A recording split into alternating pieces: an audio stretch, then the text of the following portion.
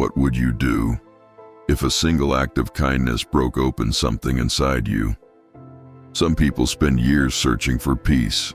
For Arjun, it arrived on a dusty village road one quiet evening, wrapped in a moment he never expected. He wasn't a bad man, no, just tired. Tired of people. Tired of expectations. Tired of being the one who never received what he kept giving. For months, Arjun had carried a strange heaviness inside him, the kind that makes the chest feel tight and the nights feel long. He worked as a schoolteacher, respected by the village, but inside, he felt like a cracked pot holding water that kept leaking out slowly. One particular afternoon, after a long day, he walked home with a dull ache behind his eyes.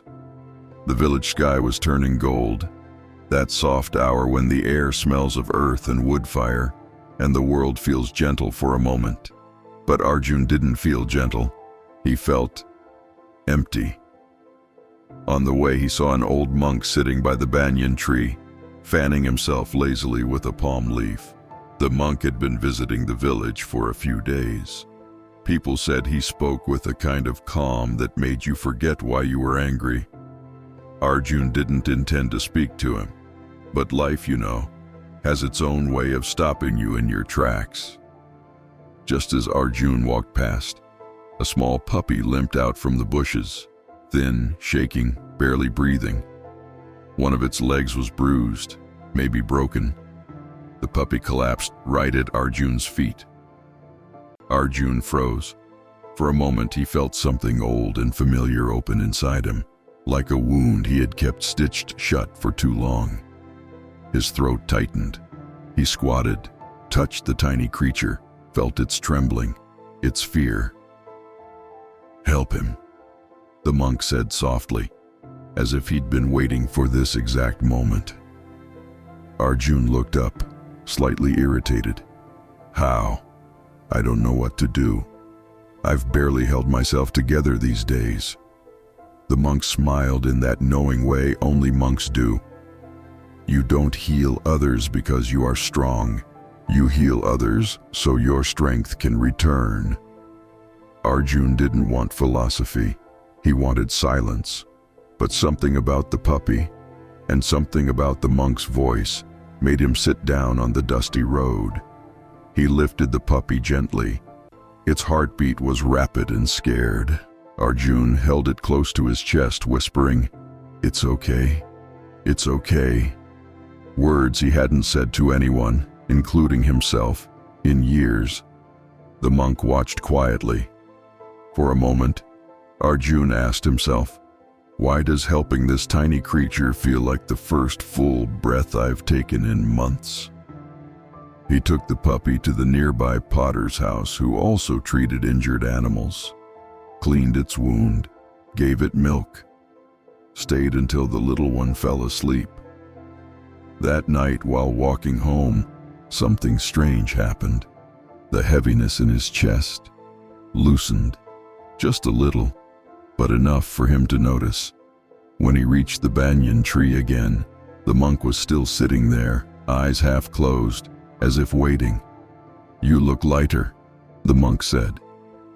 Arjun shrugged. "It was just a puppy." "No," the monk said. "It was your own pain you held today, not his." Arjun sat beside him.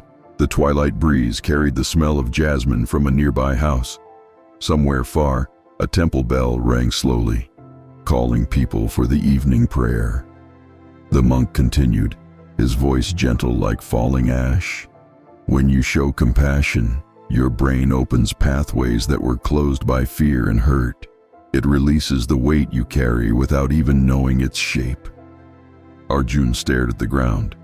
"So, compassion changes the brain?" The monk nodded. "Yes. It softens the places that grief hardens. It lights the corners where loneliness grows. It teaches your body to breathe again." Arjun didn't speak for a long time.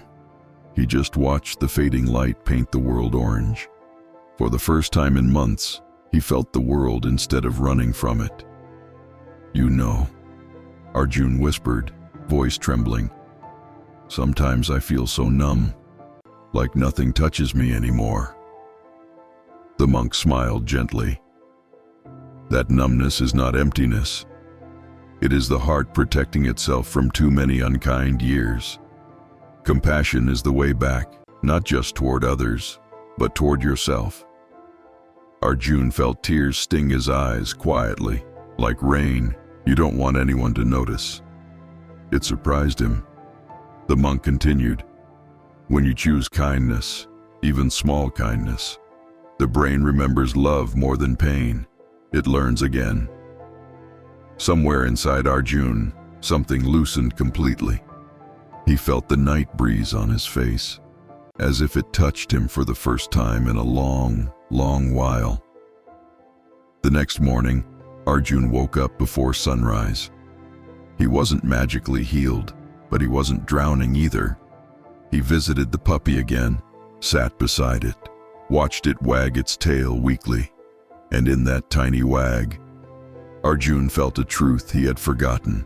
Sometimes, healing begins not when you receive love, but when you give it. Whenever life becomes too heavy, find one small moment to be kind to someone, to something, to yourself. Healing begins with tiny, almost invisible choices, and one gentle act can change the entire story of your tomorrow. If this story touched your heart, please like, comment, share, and subscribe for more soul-stirring wisdom.